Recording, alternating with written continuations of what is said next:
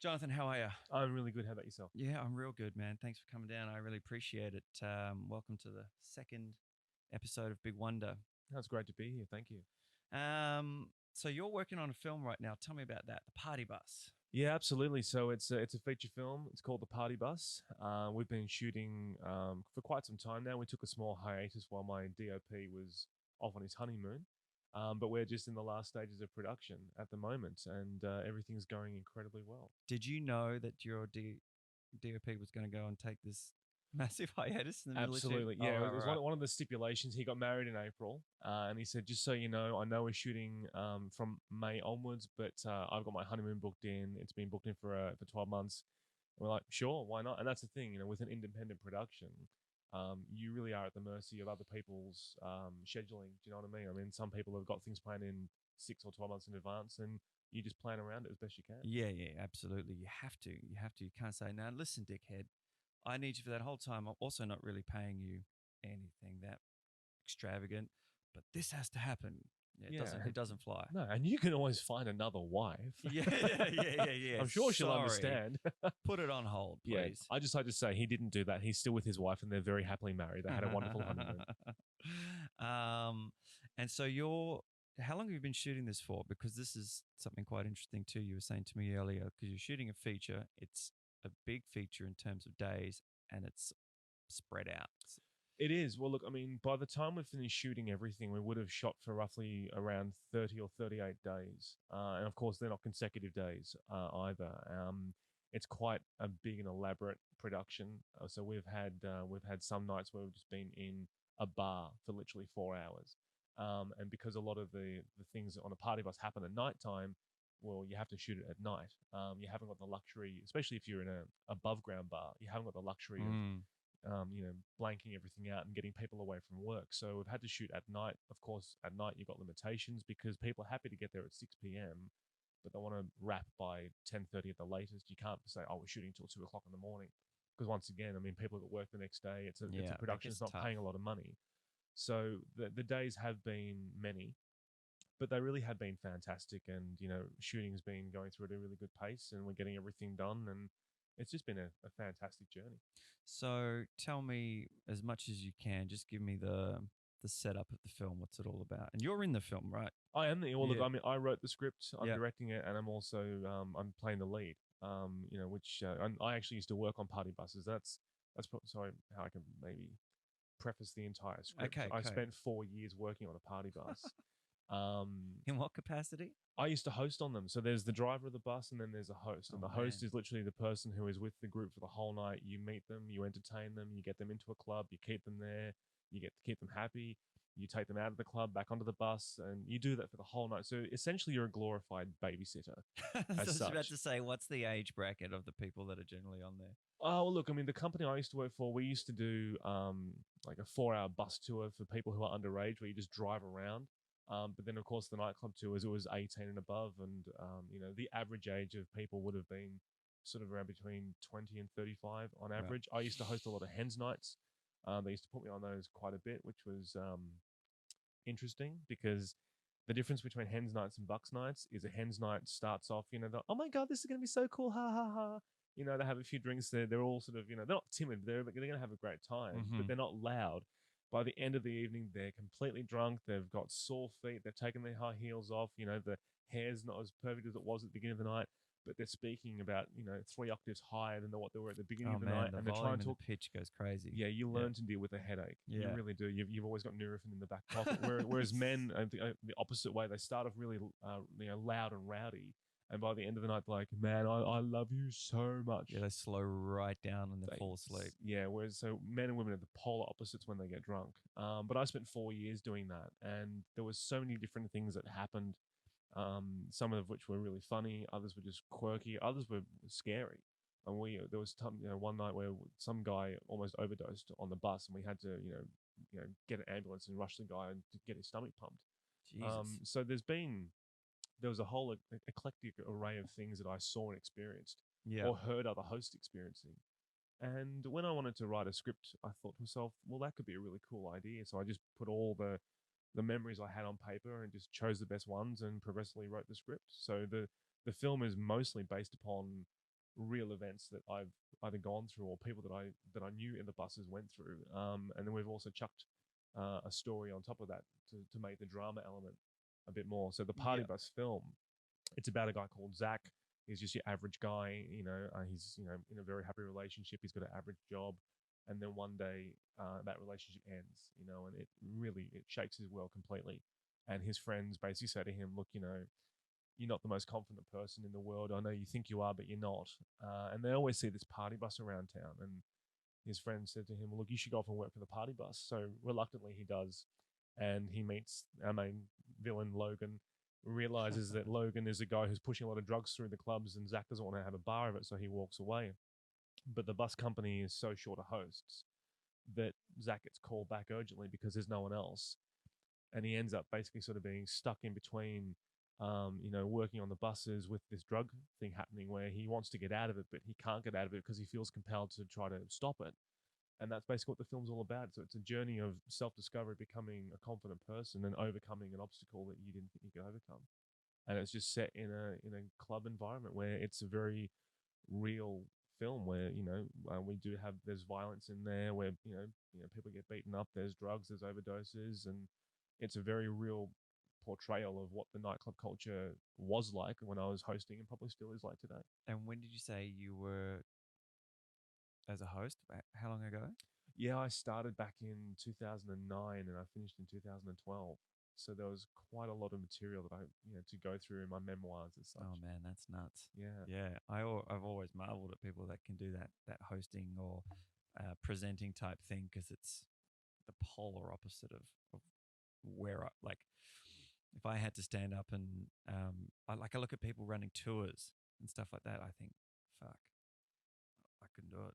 Well, look, I'll be honest with you. When I started on the buses, I couldn't do it either. Right. I really couldn't do it either. I mean, as an actor, you're so used to being in front of the camera and you're not yourself. You're somebody else, or even if it's just a slight alter ego version of you, it's not you. And you can do whatever you want, be whatever you want, but you put yourself in a situation where you're in front of 20, 30, 40 people that you've never met before.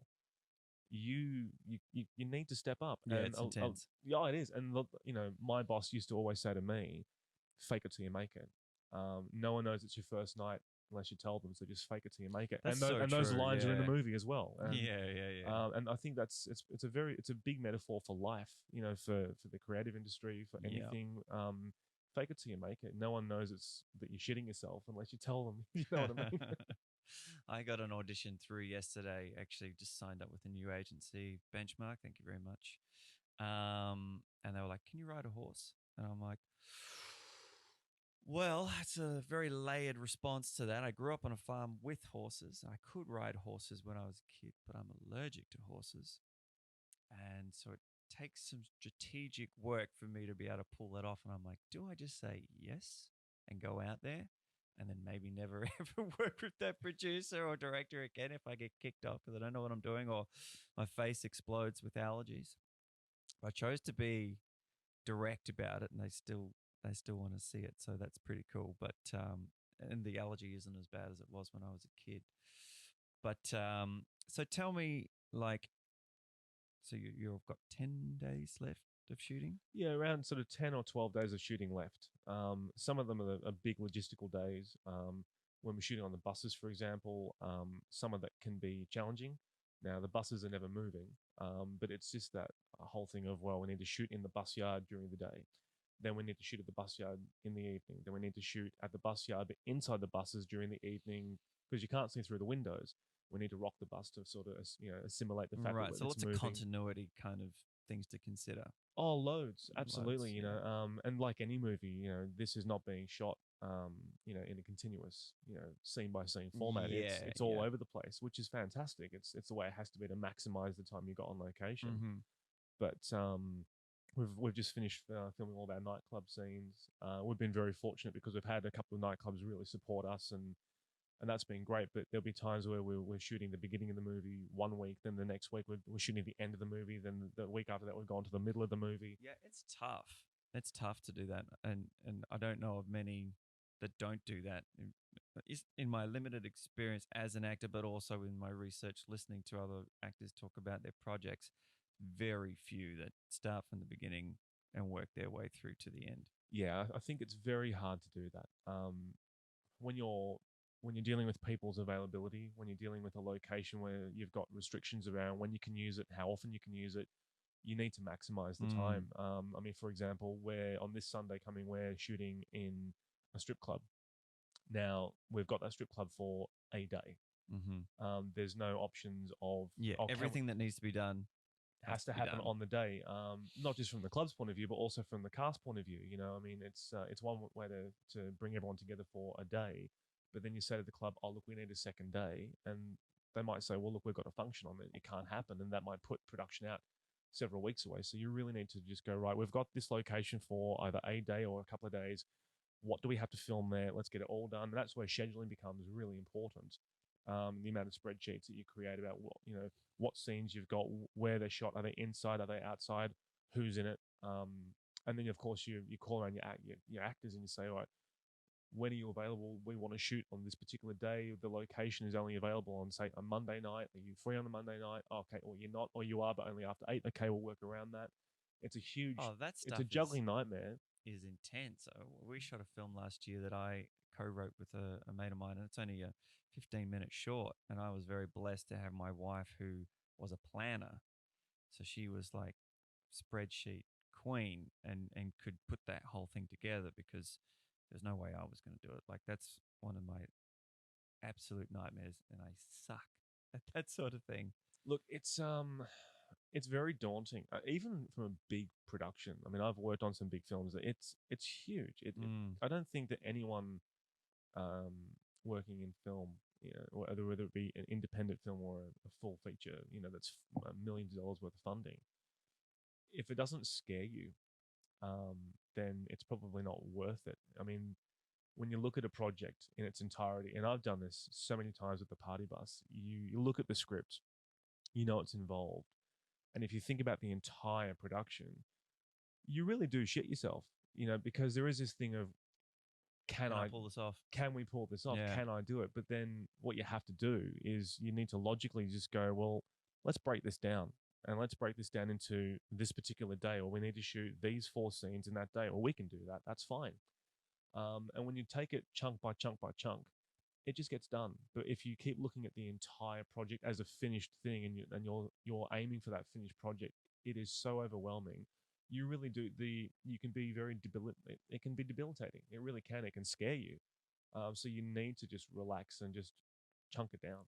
I think you're 100% right. I always used to call it like circle syndrome. Like when you walk into a room when you're a kid that was so messy, and you no idea where to start, and it's like you're just spinning around in circles. But if you just start on the biggest things first, and then all of a sudden, oh, it's kind of clear now, and there's just a couple of little things that are lying underneath it. Absolutely, you have to break it down like that, otherwise you fucking shit. Like I said, you shit yourself. Well, you do. I mean, because it is daunting, and the same thing with the editing process as well. I mean, I've been editing the film as we go along. I don't want to edit the film after everything's shot, because if you need to reshoot something, I'd rather know while we've got the locations, rather than going, damn, we shot everything, that location's no longer, or that person's overseas for the next 3 months. Now we've got a problem with continuity. But with editing, you look at it and you go, today I'm just going to edit scene 20. And you'll start by syncing all the audio together. And then after you've done that, you'll start to go through and you'll go, oh, I like that particular part of that take. And you might spend half a day or a day editing it, but it's done. But if you try to go, oh my God, this is such a huge project, and take your mind away from color grading and sound design and sound effects, just start working on the scene and pay close attention to the performances and the little nuances here and there, and the angles, making sure you're not crossing the line or whatever you're looking at. You do it bit by bit through the entire stage of production, from script writing to shooting to planning to editing. That's the way any project gets done. And a lot of people have asked me, because this is my first feature that I've written and directed. So that's going to be my next question. And a lot of people have said, oh, look, is this your first feature? And when I say, well, yes, it is, it's sort of weird, because you get either 2 responses. You either get the, oh, cool, that's fantastic, it's really exciting. Or the whole thing of, oh, do you think you can do it? Yeah, do you think you can do it? But it's such a shit thing to say to someone. Well, it is, because the funny thing is people don't ask the other question, which they should follow up that, or the first question, which would be, well, what else have you done? Now, I've done loads of comedy sketches before, which have been, some have been very involved with, locations and makeup and costume.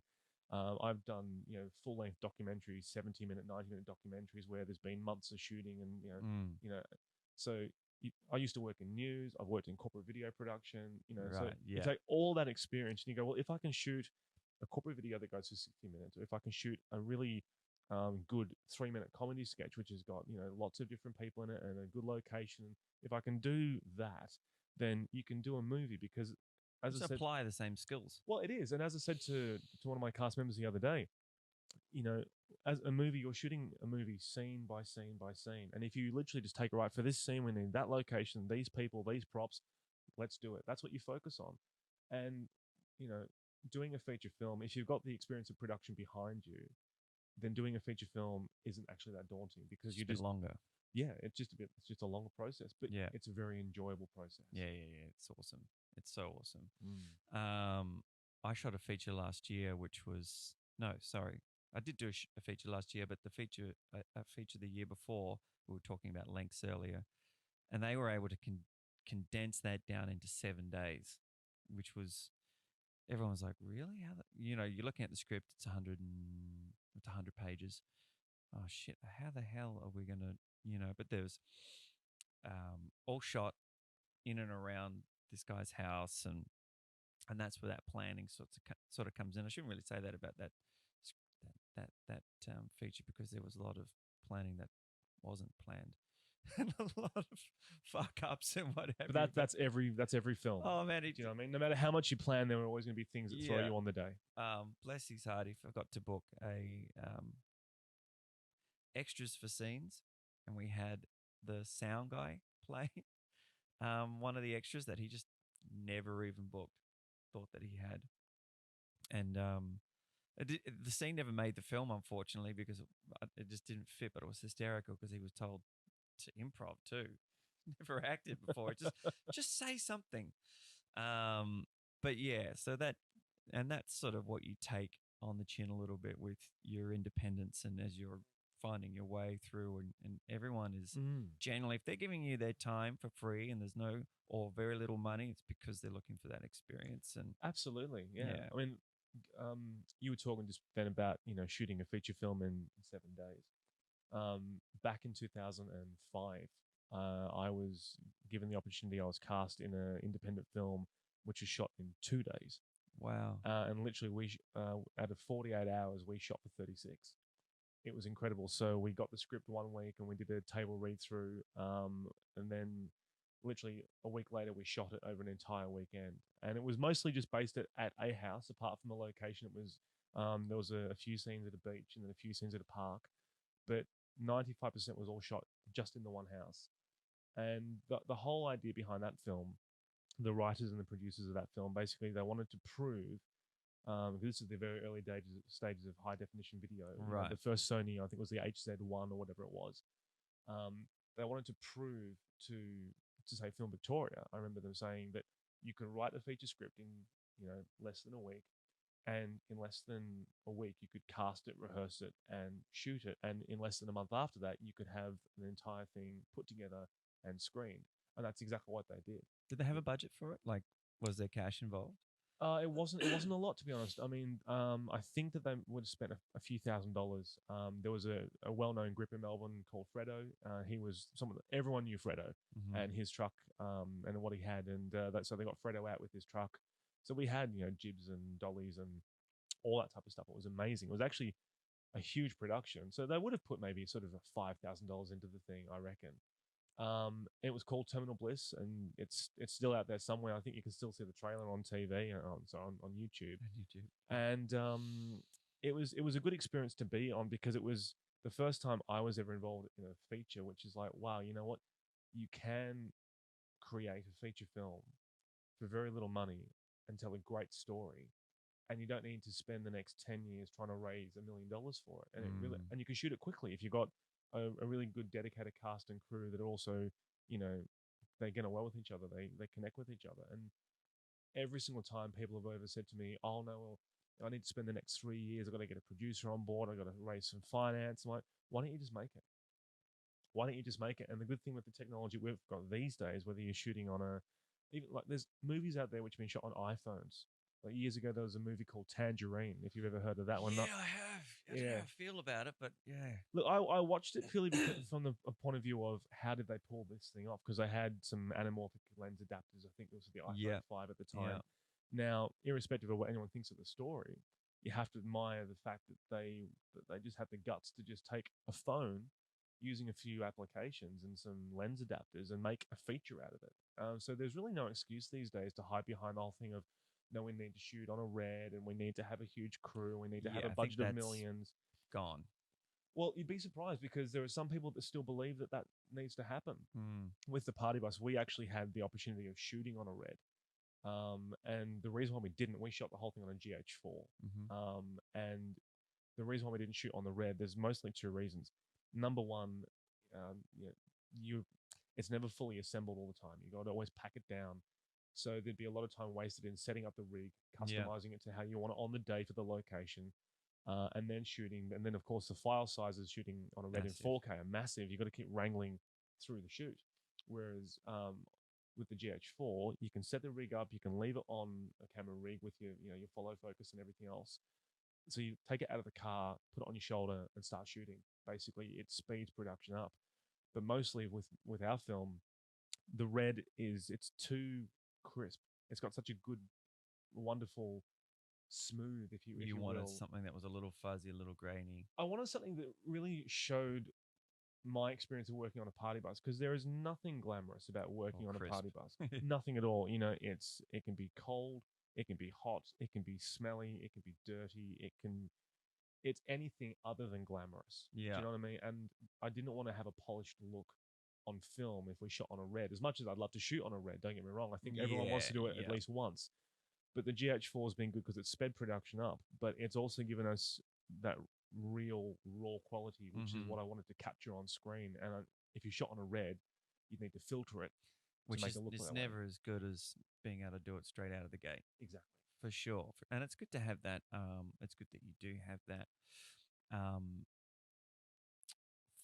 forward thinking of like back in the old days where you could go, oh, I'm going to use the Fuji whatever because it's going to give me a little bit of green and that's going to give me this kind of color, and or I'm going to use Kodak this and that because that might look like that. So you're like, or this kind of camera or this kind of lens or whatever, as opposed to, oh, we'll just do everything in post. We'll just do everything in post.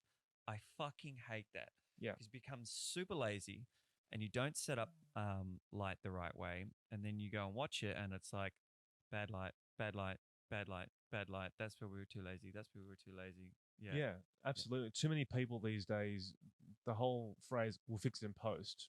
Yeah. Too many people say it all the time. Exactly. And it shouldn't. Don't fix it in post. Do it now. Yeah, absolutely. Take that little bit of time. It's so much better, and it maintains that grasp on the craft of getting it right. Yeah, well, there's a lot of people out there, because technology has become so accessible, it's cheap. I mean, if you shoot a movie on your phone, everyone's got a phone. You know? Many years ago, I did a film school, and when I did film school, we shot on film. Like we were all all 16 mil, and when was that? 1999. Yeah, right. Yeah, so it's quite a while ago. But we learned you had got your daylight film, your tungsten film. If you're shooting on tungsten film, which is better quality stock than daylight film, but you're shooting outdoors, you need to chuck an 85 over the lens. And people go, "What's an 85?" It's like, well, 85, it's an orange filter, which basically takes all the blue out of tungsten film if you're shooting in a day, so it gives you a daylight looking film. Mm-hmm. Likewise, if you're shooting on daylight film indoors, you put an 82, which is a blue filter. But there's a lot of people that haven't taken the time to learn basic filmmaking techniques. And I know we don't shoot on film anymore, but these things are still relevant. You can't just go, "Oh, we'll colorize this in post, and we'll cut the light from here, and do it in camera." So you still use filters now? Oh, not so much filters on the camera. Yeah. If we're shooting outdoors and we want to use a polarizing, yeah. Those are your staples. I think that anybody should be using. 100%. Yeah. But when you shoot, learn enough about everything, and we've spoke about this before today, but it's very important these days for actors to start self-producing, but it's more important to learn a bit more technical things first. So learn how to use a camera, learn how to use sound equipment, because most people don't know how to use sound equipment, and that really will make or break your film. That's you hit a very valid point. Like, so you and I both have been photographers for a lot of Oh years, yeah. and I studied photography at TAFE in which is college in Western Australia, where I'm from, in '97. So I was in a dark room back then and what have you. But to jump forward to now and sort of why we're talking today and why people who have been and will be on the podcast is talking about now I have to learn not just this one thing that I've got. I can't just be an actor anymore. Mm. Not maybe if you're in LA, maybe if you're in New York, and sure, maybe. But even still, talking to a friend of mine who runs an off-Broadway company, and I'm sort of going on a bit of a tangent here, but I said to her the other day, I said, you know, you're so lucky. And I know that there's all this other stuff happening in America which makes you feel not so lucky, but as an actor, you're really, really lucky. And she said, I can tell you that I've had one audition this year. She's been an actress for 20 years. She said, everything that I've done in the last year, I've created myself. Mm. So now you're right. I've got to learn how to use a camera if you don't already know how to use a camera, and sound, and now editing. And Yeah. they're a whole skill set unto themselves. So you're expected to have Completely, yeah. four major things that people used to only do. That's right. And the thing is, you can't exactly hide behind excuses anymore, because, you know, if you can't afford film school, well, you know what? You got a Wi-Fi connection, or if you got a phone plan, guess what? YouTube is free. YouTube. There are thousands of people all over the world who have uploaded thousands of tutorials about, how to use a DSLR and get the best film quality out of it with the settings, what type of lenses to use, what sort of audio equipment to use and why, how to do it properly, basic lighting, basic editing. You can type in anything you're searching for. You can find an eclectic mix of your own film school from 100 different people on YouTube, and then just go out there and learn it yourself. There's really no excuses these days. You can't be ignorant to it. And as an actor, by the time you actually get onto a more professional set, knowing more about technical or the technical side of production, It only helps. empowers It you helps as an you so actor. much more, and Yeah. because the crew respect you for it, because they go, "Wow, that person knows how to hit the marks. They understand how sound works. They understand Where their light is. all that type of Yeah. stuff." They're not like, "Oh, now we got to, every take is different. We got to pull this person in." So, there's really no excuses, and you cannot be the person anymore to go off and get an agent like you could 20 years ago and wait for a phone call or wait No. for an email. Done. If you want to do anything, people are not going to call you up and say, "Hey, listen, I want you to be in my film." Like, here's a great example. I grew up watching a lot of comedy, and I loved Monty Python, Faulty Towers, and a lot of those other British shows. And I always wanted to be in Monty Python when I was a kid. Right. I always loved that kind of comedy, and I was like, "Oh, I wish I could do that. I wish I could be in someone's." And then one day I realized that, you know what, if I want to do my own sketch comedy in a sort of Python style or silly style, well, I'll do it myself. And I've been doing that now for the past 4 or 5 years. So you really need to just learn how to just do it yourself. I never used to call myself a writer. But when I got into comedy and you're doing things like stand up, no one else is going to write your material, and you certainly don't want to be known as the person who steals other people's jokes. So when it came to, Yeah, no, that's shit. oh yeah, sorry, Amy Schumer. Yeah, or Joe Rogan. Yeah. But when I started writing, you're just going to do it. If you know you've got a story to tell, there are so many different videos you can watch, or books about script writing that you can read, and you learn the craft, and you learn by doing. And the amount of short films I've written and other things that you do, it's all part of the learning process. So as an actor these days, or even if you're not an actor, even if you're just a filmmaker, you need to give yourself the time to just research and learn and then explore. Yeah, you have to. I caught myself, or was caught by a friend having a massive bitch about a year ago when I wasn't getting any auditions, and he was like, mate, you cannot walk around with your hand out anymore. You have to write, produce. You've got to go out there, even if it's just a constant flow of self tapes or whatever. Just fucking do something, man. You've got, and I was like, oh, okay, cool. And so I had never written anything before, and big shout out to Blake Snyder. I don't know if you've ever read is it Save the Cat?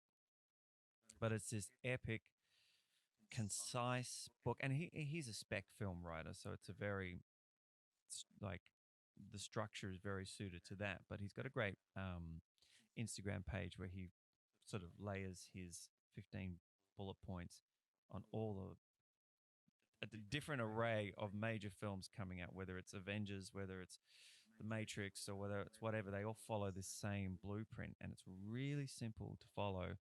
Um, and I was sitting down to write a feature film, which I was very open about on the podcast before this. In that, one of the reasons I started this podcast was to start to build an audience around this film, so that I could eventually, when it's ready to take to a producer, say, "Hey, I've got X amount of followers here. They've heard about building that whole." Because that's the other thing, is you can't just go, "Okay, I can shoot this myself and I've written this myself, but nobody knows me or anything about it." Yeah. But yeah, so the book Save the Cat was incredible, and so I've been sitting down to write this film, and I'm sure that maybe you didn't, but I've spoken to a lot of actors who go, "Okay, I've got to write something," and they sit down and then they just try and to start writing the action or the dialogue, myself included, right out of the gate. And it's like, but where are you going? What is it about? Who are your characters? You Yeah. know? And so I took those 15 bullet points. I knew what I wanted it to be about, and I knew how I wanted it to end. That was it. And I came up wanting to be a comic book drawer. And so from the age of 4 all the way through to 20, that's what I did. And I went and studied illustration and what have you. And all of my art projects, I would always work backwards. I would always get the project. This is what you have to do. Give me this in 3 months, and I would have the finished product in my mind straight away. But in order to get the grades, I would have to make up the process that came before it. So it was the same with the script. I know what I want to write about. I know how it's going to finish. Now I have to backtrack from that point. And the book was great because it said, okay, well, here's how you write, and here's why each thing needs to happen in order for these characters to work in conflict and driving into the second act. But here's the bullet points. And that was the big catalyst for going, oh, now I know how to do this. Yeah. So wrote the bullet points out and then put the story around those bullet points. Oh shit. So now I'm up to point 4. I have nothing, but I know what point 6 is. How do I make these two meet? Yeah. It was really, really good. Well, that's the thing. I mean, everyone's got their own technique when it comes to script writing. Now, I found a book many years ago called The 10-Day Screenplay. I recommend that to everybody because it's amazing. The essence of the 10-Day Screenplay is written by 2 screenwriters, and they basically say that you should be writing a feature film quickly. And the reason why you should do that is because if you want to make a living as a screenwriter, why spend 5 years working on a script that maybe no one's going to buy? Whereas if you write a script in 10 days and then perfect it within a month, you could sell that and then move on to the next one. Oh, that's interesting. Look at it's a really interesting read. So and they outline what they call the 9 chapters of drama, which is 9 chapters of drama. 9 chapters of drama. Yeah, It actually sort of takes you through sort of how a film progresses, and what they do is they take 5 films that people know about, like say Rocky, Something About Mary, Die Hard, Bridesmaids, and one other. And they actually talk, as you're going through the chapter, they talk about what you should be working on in your script, and then they reference that same chapter in those movies. So it's good when they do that. It's brilliant because you can look back and go, oh, okay, I get that. And if something doesn't make sense to you, you can either watch that movie, or if you know the movie, think back and go, oh, okay, now I know what they're talking about. So I've found that invaluable because you need to follow some form of process, because there's a lot of films out there, even mainstream films, where I've sat down to watch them and you walk out of there thinking that went nowhere. And all it was, you wonder what the fuck happened. Yeah, all it seemed to be was a film where, okay, we got some big name crew and some big name cast, and it was just keeping them all employed. But the story never went anywhere, but you were always thinking it would. And it's because there clearly wasn't a big enough structure, or there wasn't a big enough why we're here behind the script. I wonder if it's this could be disgruntled actors saying this, but like the script obviously had to be something in the beginning for everyone to sign on, and you wonder if it wasn't either bad footage or a lack of performance or a terrible editor or a change of mind once they saw it laid out. Because so many times I hear actors will say, that wasn't the film I thought it was going to be Look, sometimes when it they happens. see it, you know? Look, with our comedy that me and the boys do, and we're called the WTF show. We write all the time. We shoot, most months. But there's been some stuff that we've written it. It's hilarious. We've all loved it. We've refined it. We've got on set. We've filmed it. We've had a great time. We've edited it together. We've watched it, and you realize it's not funny. It's not funny. It's just not funny. And for those sketches, and thankfully there has been many of them, no, they do not see the light of day. They literally just put into a drive. Yeah, They're see you discarded. later. No one ever Yeah, knows the about not funny them. drive. Absolutely, and so I'm sure that does happen in Yeah. TV and film and lots of things. When it comes to script writing, the best advice I was ever given, and I think this goes into actually making something that really does have a good, interesting essence to a story. It's write about what you know. There's a fantastic video on YouTube. Anyone can find it. If you type in Ricky Gervais and how does Ricky Gervais write, he's interviewed, and through his silliness, he says, write about what you know. He one day thought he was being a smart ass in school, and the teacher said, I'm not interested in all these made up stories. So he went off and he wrote this, what he thought was the most boring story about this, I think it was his nan or an old woman in the neighborhood that he knew. And he went into all these details that he thought was so boring. And the teacher gave him, A+ marks, best work he's done. And it was because it was real. Yeah, And right. I think too many people, when you sit down to write either a short film or a feature, too many people think of, well, I need to think of a story and what's going to be good. And there's no shame in writing about something that that you've experienced. And more often than not, people will love the story and connect with it more. And it will write itself. You need to obviously bring in a few elements of fiction to elevate it, to make it a bit more interesting. Yeah, and apply some of the cognitive functions of storytelling, Absolutely. like conflict and an arc of a character and its transformation and what have you. There's a really interesting book that I read. I want to say it's like called, it's a weird name, and it doesn't showcase what the book really gets into. It's something like 101 Basic Script Writing Techniques or something like that. It's a shit name. I'm sorry, whoever wrote it. But the book is great because it goes into, just like you were talking about, major films and all the subcultures. And I did steal the name for this podcast from this book. One of the areas is Big Wonder. Big Wonder is stories about sort of, it's not what I'm going to say it is, but you get the idea. It's like a heist film, or it's a buddy film, or whatever. And Big Wonder is one of those categories. But he goes into why the brain needs these certain things to happen from a human standpoint in storytelling. Doesn't need them in real life. Well, boredom is one thing. If it's all the same thing, people are going to get bored watching it, and you don't want 100%. That's why you need conflict, and that's why you need struggle, and they need to be pulled apart and put back together. That was super, super fascinating.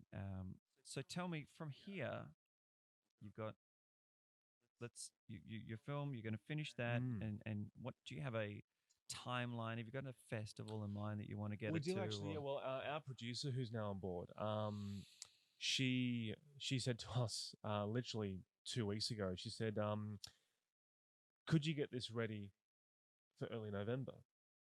As in, like, the most rough cut you can put together. That's a blast. Like, you're gonna have to smash. Oh, to get well, there. look. To be fair, I mean, for what a film that's going to be around sort of 90 to 100 minutes, I've already edited 35.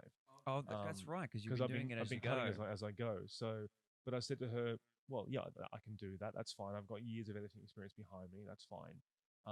Why the deadline? And she said, well, because you've got a real amazing script. You've got a very marketable story. One of the things we haven't spoken about in the podcast just yet is this just isn't a film about a party bus, and that really hasn't been done before as such. They did it in America once. It was about vampires. It looked really garbage. So we'll just forget that ever happened. But our film, we're an entirely Australian cast. We shot the whole thing here in Melbourne, but it's all set in Los Angeles. Right. So everyone's speaking in American. And it really has been, and it's my way of showing the world that, you know what, we can produce content. If you want to make it, the harsh reality is that the world doesn't pay attention in my opinion, to Australian films. And I don't think a lot of Not massively. I don't think No. even a lot of Australians pay attention to Australian I'm in that films. category, man. I think, unfortunately, I think we can make incredible films. I think we have a lot of room to grow as a nation making TV shows. Hmm. And I hope and I pray that this bill that they're trying to pass that forces people like Netflix to spend a bigger or greater percentage of their profit made in a country on content made in that country. Yeah, That will be a game changer. it will be a game changer. But I mean, if you look at a lot of the iconic, what we would call iconic Australian films here, they've never really done fantastic overseas. I mean, I remember years ago hearing about The Castle. Everyone here loved The Castle. You know, Telling Me He's Dreaming, Dug Yeah, Another Hole, Dad. They're classic Australian lines that people still to this day say. totally, totally. Went to America, Bombed. didn't last very long. They wanted to overdub the whole thing in American, and of course, Did they? and it would never have worked. And that's the thing. So the challenge for me as a filmmaker was not just to tell a story that was a universal story, but to tell a story that I wanted to show the world. You need to be rebellious. You need to just, as I said before, aim for as high as you possibly can. And I thought, well, the biggest challenge I think as an Australian actor and an Australian filmmaker is to basically set this movie in America with Americans. Mm-hmm. And the best thing about it is everyone who's watched any of the edits so far, no one has even known that no one's not American. And the best compliment that we actually received shooting at one of the nightclubs, the owner had a friend of his down who works for Warner Brothers Music, who actually happens to be American. And he was so surprised when he found out that nobody was American. He's like, guys, you sound American. I can't work this out. And we explained to him that we're setting it in America. And that feedback has been really, really good. So our deadline now for November is to have this film as best as we can have it, like You're a very going to take it to the a tight rough cut, because our market. producer's Yeah. taking it to AFM, which is the AFM, that's American right. film market, with the aim of getting a distribution deal. Yep. Which is amazing, because my aim for this film to begin with was to take it over to Cannes and to Sundance and just enter into the Do the festival. festival thing, Do the festival thing, because most filmmakers which is what we all do out here. we do. That's right. Yeah. It's not an uncommon thing. But the producer that we've got on board, she works both here in Melbourne and in LA, and she's working on a project right now which is worth 133 million. Wow. And she was going to AFM anyway to keep pitching that, and she went, "Well, this is an amazing film that you've got. Let's take It's it." so Yeah. marketable and different. I'm taking it. Let's get a distributor for it." So, I mean, that's our deadline, and luckily we don't need to have a final product, but we need to have a rough grade, a really tight rough cut, some a decent sound design. Doesn't need to be a polished one, but it has to. Score as well. Not so much a score. Look, from a score point of view, a lot of people, I think, a lot of people get stuck with a score. There are so many wonderful websites these days. You can go on to, say, shockwavesound.com. You can search for whatever music you want, whatever genre you want, and even sound effects, and you just buy the license for it. And if you're buying it for, say, YouTube, it's just a very small fee. If you're buying it for a feature film, that's like a $200 or something like that. So it's not a lot, is it? no, you don't need to call up John Williams and say, "Hey, listen, do you mind if you score my film?" "Oh, what's that? $4 million? Oh, sorry, I think I'll pass." Yeah, I think I'll pass. So yeah. adding music to your movies these days, it's not hard. And even stock footage. I mean, to sell the story that the party bus is being set in America, we've bought stock footage of America to chuck in as our B-roll to show things like, well, we're flying over Los Angeles, we're going down the highway, right. because yeah. that is America. You can't Mhm. fake that here. So we bought the stock footage. I'm pretty sure every show that was ever shot in New York through the 90s did the exact same I'm sure it thing. did. They're all in LA. Absolutely. Yeah. And this comes back to the whole no excuse thing. You can do anything you want. You can set your film anywhere. You can. It's just a matter of being creative with your locations, finding a good cast, and using things like good music and good stock videos here and there. And now that we're working toward a deadline, I quite like that, because I think it's very easy for filmmakers to we start with gusto, and it can be very easy for things to peter out. And I've met so many actors, and me as well. I've gone through this where you'll do a project and you'll either never see it, or it could take them a year or two to just go, "Oh, we've got a rough cut together." Dude, that is one of the biggest. It's a fucking nightmare, and one of the hardest things when you're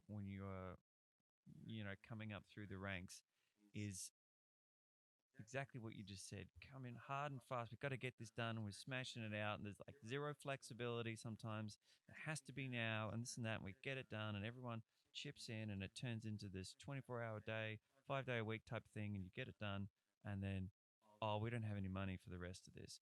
Myself included, I shot a film last at the beginning of December last year. Where are we now? September. I think post production officially only just started, maybe, and I'm sort of out of the loop now. I've had to handball post production a month ago, and it turned into this whole thing, which I won't get into because I want them to finish it. But it's tough, and the actors are going, "Hey, man, so when do you reckon we'll see some footage?" And I'm like, "Man, I'm an actor too. I get it.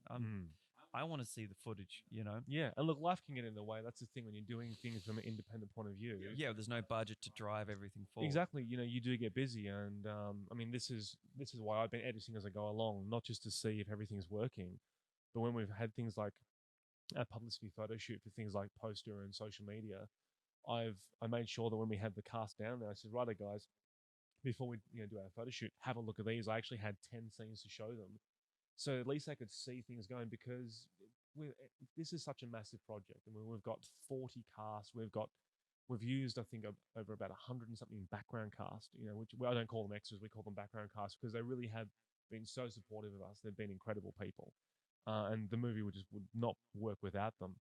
But just showing a few scenes to our cast members here and there, it's just given them so much drive and motivation. And even though it's just a rough cut, they've appreciated seeing it as they go along because they can see their work, they can see that it's looking really good, and it keeps people motivated to keep that's awesome. a production moving forward because you don't want to get to the last 10th of production and have one of your cast members pull out and go, "Well, damn, I need you, and now I haven't got a movie because you pulled out."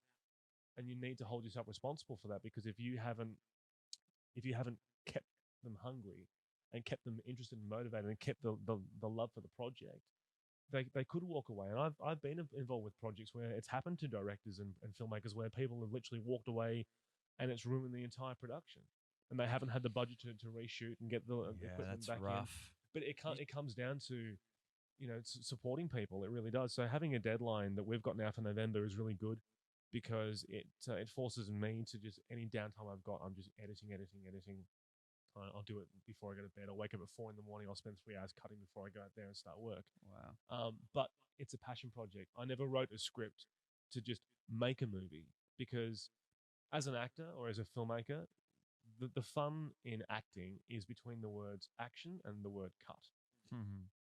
You don't want that to end, but at the same time, when it does end, you appreciate it. But then the beginning of the next phase happens. Yeah, and it's just as important, if not more important. There's lots of people who sort of say that once you finish filming, it's the editor's film now. Well, essentially, but there's a huge difference between making a film and completing a film. Yeah, and there's a lot of people. There's lots of people who have made films, but there's not a lot of people who have completed films. Yeah, or even completed films that just never got distributed, that are now just sitting there doing fuck all. We took a film, well, not we, but the director I worked with, and it's going to close on this note. To what did you say the festival was called? AFM. AFM. And he wanted to do that same route a year ago, and he got it distributed onto Amazon Prime through Europe and the UK, and now I think even Sony has a streaming platform. But that was a whole process, mate.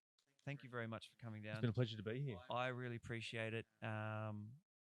Let's get back to our day jobs. Sounds good. Before I go, can I just plug just a little Instagram? Go. Yeah. If you want to follow along on Instagram, just you follow the hashtag PartyBusMovie, and we've also got a page at the PartyBusMovie. Other than that, just keep watching this space, and there'll be things happening as time goes on. Perfect. Thanks, mate.